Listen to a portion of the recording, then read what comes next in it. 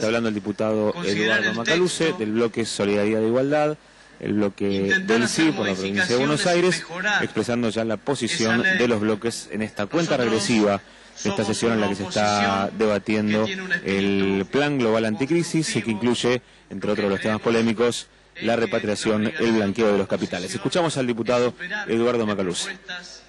Al oficialismo. Por eso siempre hemos intentado hacer propuestas para modificar y mejorar la ley que se considera. En este caso no lo hemos hecho, porque en realidad estamos en desacuerdo conceptualmente con esta ley. Esta ley, en primer lugar, está vinculada con las ideas de los 90, que en los últimos tiempos casi todos nosotros coincidíamos en rechazar. Esta ley refuerza algunas deficiencias, en algunos casos económicas, en otras culturales. La evasión impositiva es un gravísimo problema cultural y político de nuestro país. Y fundamentalmente porque nosotros creemos que hay momentos que son definitorios para los gobiernos y el sentido de las medidas que toman o de las acciones definen a ese gobierno en los momentos excepcionales, en los momentos de excedente o en los momentos de crisis. ¿Qué hizo este gobierno en los momentos de excedente presupuestario? ¿Qué hizo en los momentos de vacas gordas? Hubo un festival de subsidios a las grandes corporaciones económicas que excedían largamente los escasos presupuestos sociales. ¿Qué se hizo en momentos de crisis? Se toman medidas que terminan subsidiando a las grandes corporaciones económicas en detrimento de los sectores más postergados. ¿Qué pueden esperar los más pobres? ¿Qué pueden esperar las clases media-baja, los asalariados, los trabajadores? Si en momentos de excedente se guarda para cuando haya crisis y en momentos de crisis no se entrega porque no hay, no veo muchas esperanzas para los sectores que están en más dificultades con este tipo de medidas. Nosotros hemos hecho una propuesta alternativa, no solo hemos rechazado, hemos presentado un dictamen de minoría, entendiendo que, y acá coincidiendo con el gobierno, porque esto es un punto que hay que anotarle al gobierno, en momentos de crisis el Estado tiene que actuar. El Estado no puede estar ausente, el Estado tiene que tomar medidas proactivas. No coincidimos en el tipo de medidas, no coincidimos en el destinatario ni en los beneficiarios de este tipo de medidas. Nosotros sí creemos que el gobierno debe fortalecer la demanda, inyectar dinero en las capas más desprotegidas de la sociedad, porque ese dinero que el Estado inyecte vuelve al Estado en parte, en forma de impuestos, pero se vuelca enteramente al consumo, y esto significa que la parte del león en una ley que intenta reactivar la economía no se la llevan los grandes grupos más concentrados y los demás a esperar que gotee, sino que se la llevan los sectores más postergados, y los sectores más postergados gastan ese dinero en el kiosco de la esquina, en la verdulería, en el almacén, que compran además a las pequeñas y medianas empresas. Nosotros entendemos que la economía se reactiva con el Estado subsidiando a los sectores más desprotegidos. Esto que nosotros decimos, algunos dirán, bueno, pero esto no se puede hacer. Es muy lindo en un discurso escuchar a un diputado diciéndolo, pero esto no se puede hacer. Nosotros hemos visto que en la provincia de Santa Fe se han tomado algunas medidas. Por empezar, se han prohibido los despidos por 180 días, con protestas, en algunos casos uno puede decir legítimas, de grupos empresarios.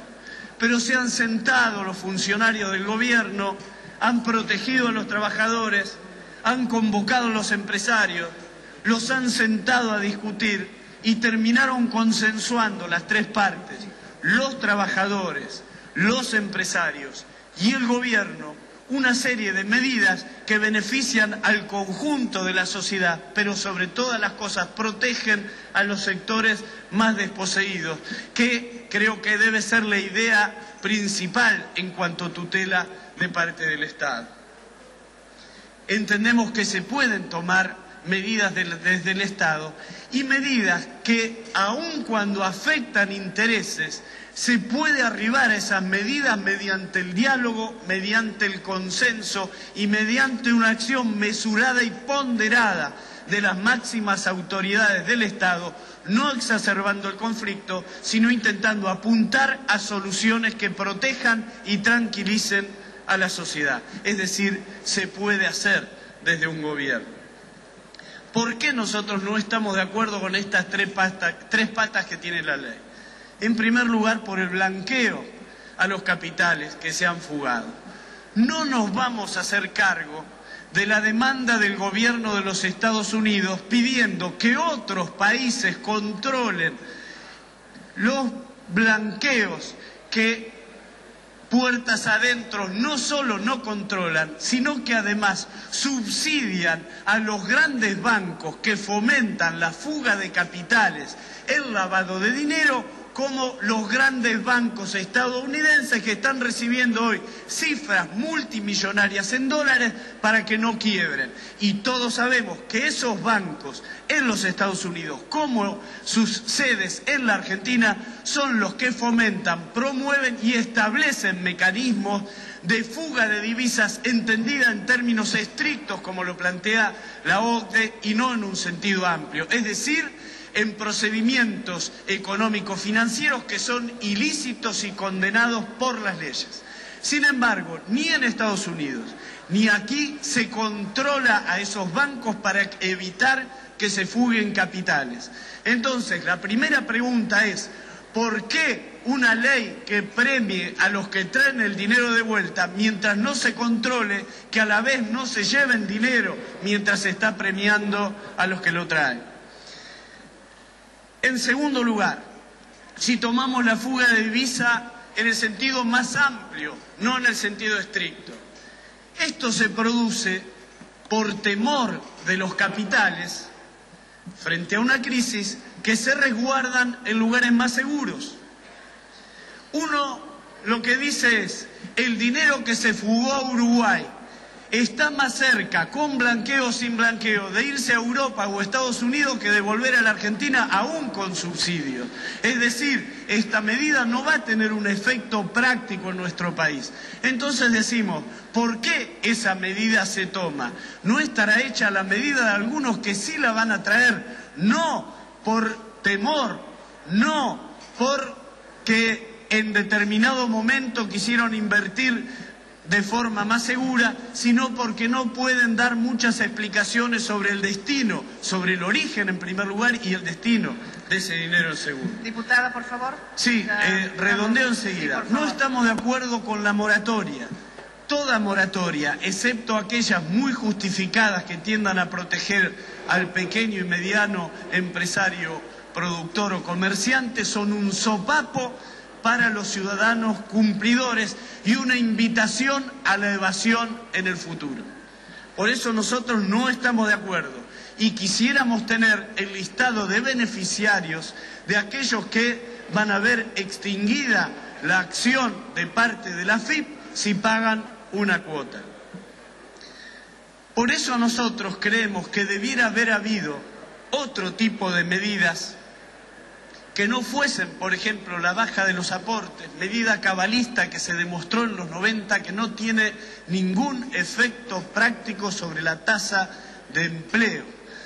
Quisiéramos que se hubieran consensuado otro tipo de medidas que protegieran a los que menos tienen, que salvaguardaran el dinero del Estado y que pusieran a disposición del conjunto de la sociedad ese excedente que en determinado momento se tomó para poder distribuirlo ahora. Muchas gracias. Gracias, diputado. Tiene la palabra, diputado.